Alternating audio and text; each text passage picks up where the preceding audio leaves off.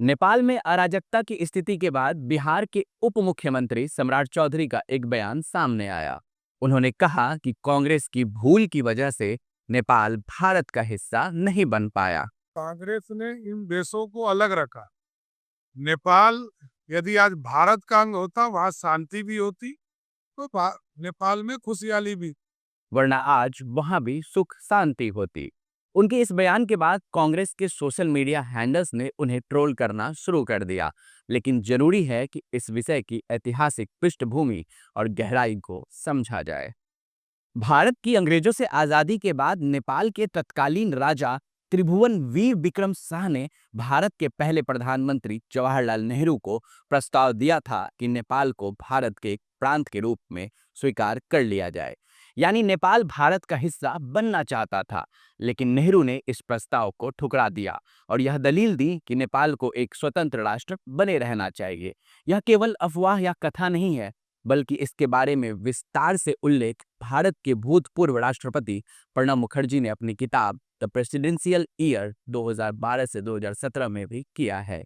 सोचने वाली बात यह है कि अगर उस समय नेहरू नेपाल के राजा का प्रस्ताव स्वीकार कर लेते, तो आज भारत पूरे विश्व में सबसे ज्यादा शक्तिशाली देशों में से एक होता।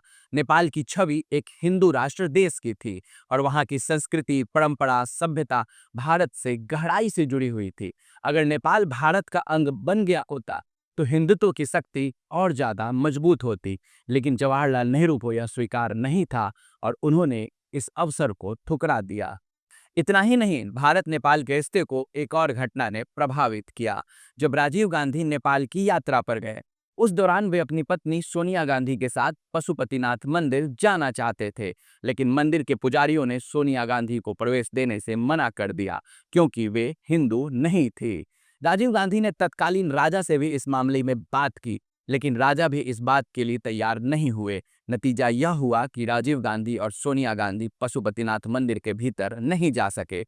इस घटना से आहत होकर राजीव गांधी भारत लौटे और उन्होंने नेपाल के साथ कई नीतियों में बदलाव कर दिए।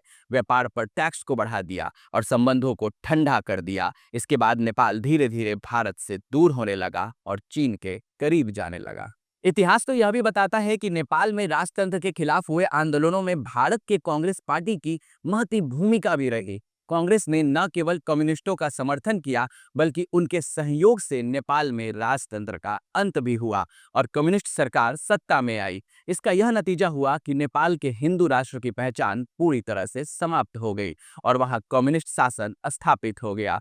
इन सभी ऐतिहासिक तथ्यों को ध्यान में रखते हुए यह स्पष्ट है कि सम्राट चौधरी का बयान कोई बिना सोचा समझा बयान नहीं था, बल्कि यह इतिहास से जुड़ा गहरा और सटीक संदर्भ है।